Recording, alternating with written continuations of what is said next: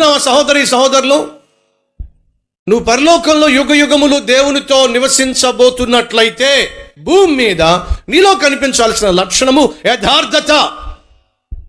యథార్థముగా ప్రవర్తించువాడు నిర్భయముగా ప్రవర్తించును. యథార్థంగా జీవించేవాడు భయపడ్డు.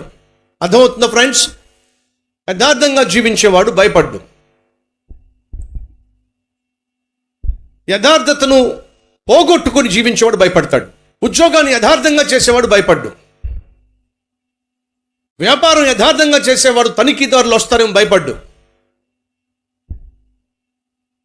తాను చెప్పిన విషయంలో యథార్థంగా ఉన్నవాడు ఎవరు ఎన్నిసార్లు ప్రశ్నించినా భయపడ్డు. యథార్థంగా మాట్లాడేవాడు జ్ఞాపకం పెట్టుకోవాల్సిన అవసరం లేదు. అబద్ధాలు చెప్పేవాడు జ్ఞాపకం పెట్టుకోవాలి. వీడికి ఈ అబద్ధం చెప్పా, వీడికి ఈ అబద్ధం చెప్పా, వాడికి ఆ అబద్ధం చెప్పా, ఒక్కొక్కడికి ఒక్కొక్క అబద్ధం చెప్పా, ఎవడెవడికి ఏ అబద్ధం చెప్పా అన్నీ జ్ఞాపకం పెట్టుకోవాలి. యథార్థవంతుడు ఏది జ్ఞాపకం పెట్టుకోని అవసరం లేదు. కారణం ఏమిటంటే యథార్థత. చెప్పింది తనకు తెలుసు, అది వాస్తవం. వాస్తవాలు చెప్పేవాడికి జ్ఞాపకం పెట్టుకోవాల్సిన అవసరం, అది వాస్తవం.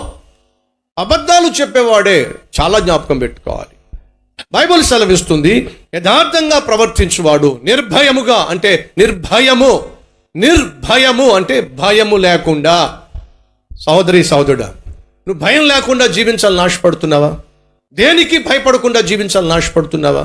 ప్రాణం పోతుందేమో అనే భయం లేకుండా, ఉద్యోగం పోతుందేమో అనే భయం లేకుండా, ఎప్పుడు ఏ కీడొస్తుందో అనే భయం లేకుండా, దొరికిపోతానేమో అనే భయం లేకుండా, పట్టుకుంటారేమో అనే భయం లేకుండా, బయటపడుతుందేమో భయం లేకుండా నువ్వు నిర్భయంగా జీవించాలని ఆశపడు. ఏ భయము లేకుండా జీవించాలని ఆశపడుతున్నావా? అయితే విను, యథార్థంగా జీవించు. నీ మాటల్లో యథార్థత ఉండాలి. నువ్వు చెప్పే మాట యథార్థత ఉండాలి.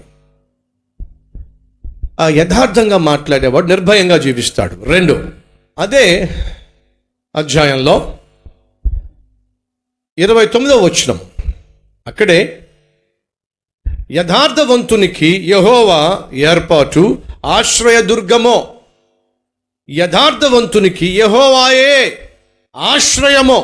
కష్టం వచ్చినప్పుడు యథార్థవంతుణ్ణి ఎవరు ఆదుకుంటారో తెలుసా అండి?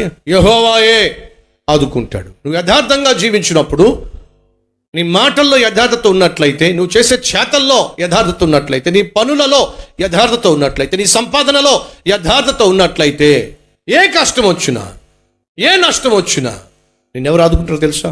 దేవుడే ఆదుకుంటాడు. ఎందుకంటే నువ్వు యథార్థవంతుడు కాబట్టి.